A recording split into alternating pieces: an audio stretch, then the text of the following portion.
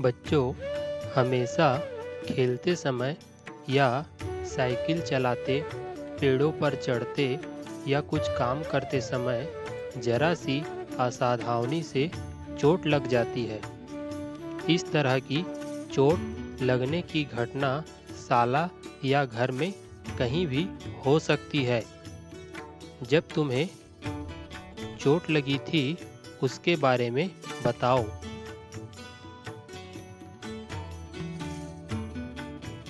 बच्चों जब तुम्हें चोट लगी थी उसके बारे में बताओ। आपको चोट कब लगी थी? चोट कहाँ लगी थी? कैसे लगी थी? और चोट लगने पर आपने क्या किया था? तो आप सभी इसे विचार करके अपने पाठ्य पुस्तक में इसको भरना। आगे यहाँ पर नीचे 2 चित्र दिए गए हैं। इन चित्रों में पेंसिल छीलने का काम हो रहा है। आप किस तरह से पेंसिल छीलना पसंद करेंगे और क्यों? आप इन चित्रों में देख सकते हैं कि पहले चित्र में कटर से पेंसिल छीला जा रहा है, जो बिल्कुल सुरक्षित काम है। इसमें किसी तरीके से चोट लगने का भय नहीं है। परंतु दूसरे चित्र में ब्लेड से पेंसिल छीला जा रहा है।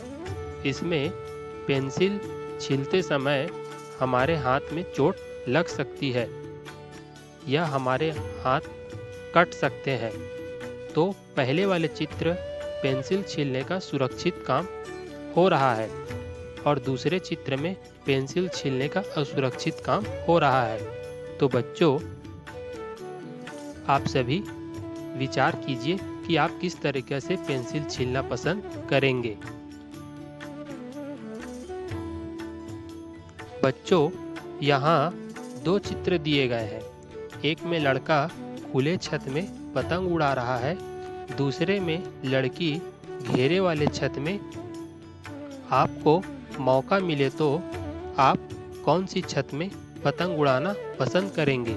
जरा सोच के बताइए। जी हाँ, हम घेरे वाले छत में पतंग उड़ाना पसंद करेंगे, क्योंकि पतंग उड़ाते समय हमारा सारा ध्यान ऊपर की ओर रहता है। ऐसे में हम खुले छत में आगे पीछे होते समय छत के नीचे गिर सकते हैं और हमें गंभीर चोट भी लग सकती है। तो बच्चों आप बताओ, आप किस तरीके के छत में पतंग उड़ाना पसंद करेंगे? पहला यहाँ प्रश्न दिया है कि तुम किस तरह का पतंग उड़ाना पसंद करोगे। दूसरा, क्यों? तो आप सभी हमने अभी आपसे चर्चा किया। इस चर्चा को समझकर आप इन दोनों प्रश्नों के उत्तर दीजिएगा।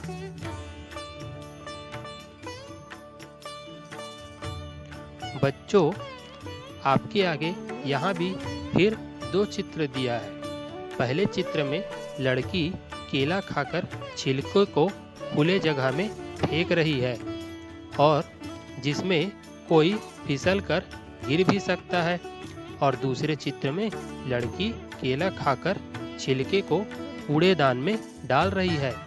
तो बच्चों आप के सामने ये दोनों चित्र हैं और इन दोनों चित्रों में होने वाली घटनाएं भी आपके सामने हैं, जिसकी चर्चा हमने की कि इन चित्रों में क्या काम हो रहा है। तो बच्चों आप बताओ कि तुम केला खाकर छिलके को किस तरफ फेंकना पसंद करोगे और दूसरा क्यों?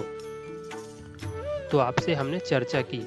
इस चर्चाओं के आधार पर आप इन दोनों प्रश्नों के उत्तर अपने पाठ्य पुस्तक में दीजिएगा। अब आपके सामने कुछ सही गलत के प्रश्न दिए हैं।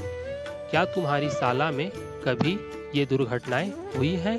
यदि हाँ तो सही का निशान और नहीं तो गलत का निशान लगाना है। पहला है, चाक या डस्टर के फेंकने से किसी को चोट लगी है? तो बच्चों बताओ, क्या आपकी क्लास में या स्कूल में किसी को चाक या डस्टर फेंकने से कभी चोट लगी है?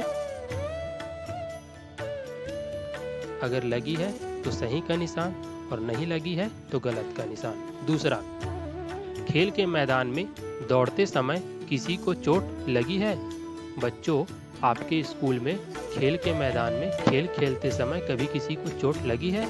अगर लगी है तो सही का निशान, नहीं लगी है तो गलत का निशान। तीसरा, सीढ़ियों पर ऊपर या नीचे की ओर दौड़ने पर कभी किसी को चोट लगी है? चौथा, कांच टूटने के कारण किसी को चोट लगी है? बच्चों, आपके स्कूल में कभी कांच टूटा होगा, तो किसी को चोट लगी है? अगर लगी है तो सही का निशान लगाइए, अगर नहीं लगी है तो गलत का निशान। बच्चों, आपको कभी साइकिल से गिरने पर चोट लगी है? अगर लगी है तो सही का निशान और नहीं लगी है तो गलत का निशान आप लगाइए। ये आपके पाठ्य पुस्तक में दिया हुआ है, जिसमें आप कार्य कर सकते हैं।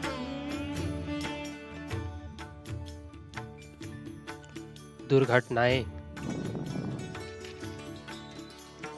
दुर्घटनाएं अचानक होती है। इनके कारण शरीर में जहां चोट लगती है वहां बहुत तेज दर्द होता है। कई बार तो उस जगह में खून भी निकल आता है। इसलिए हमें अपना काम करते समय और खेलते समय लापरवाही नहीं करनी चाहिए।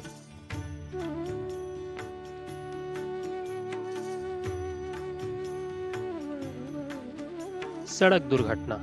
सड़क पर चलते समय लापरवाही करने और सुरक्षा के नियमों का पालन न करने पर गंभीर दुर्घटनाएं हो सकती है। तो बच्चों, सड़क पर चलते समय हमें कुछ विशेष बातों का ध्यान। सड़क पार करते समय के कुछ नियम। बच्चों, हमेशा सड़क पार करते समय हमें फुटपाथ पर चलना चाहिए। यहाँ पर आपके सामने एक चित्र दिया है, जिसमें दो बच्चे स्कूल से आ रहे हैं और ये दोनों फुटपाथ पे चल रहे हैं। दूसरा, सड़क पार करने के पहले हमेशा हमें एक बार दाएं या फिर बाएं देखना चाहिए। अगर सड़क पर गाड़ी मोटर आ रहे हो तो हमें सड़क पार नहीं करना चाहिए। तीसरा, जब भी कोई वाहन आ रही हो तो हमें सड़क पार नहीं करना चाहिए और हमें सड़क पार हमेशा जेब्रा क्रॉसिंग से ही करना चाहिए।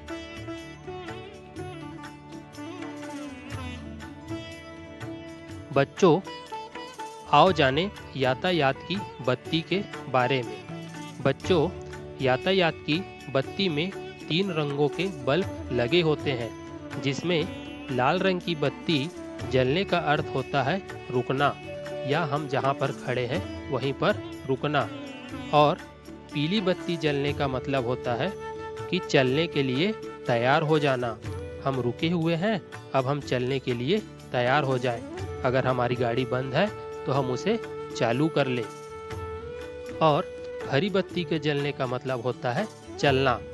ये बत्तियां हमेशा चौराहों में लगी होती है, जिससे सभी ओर से आने वाले गाड़ी मोटर सरलता से आ जा सकते हैं, जिससे एक सुविधा भी बनी होती है।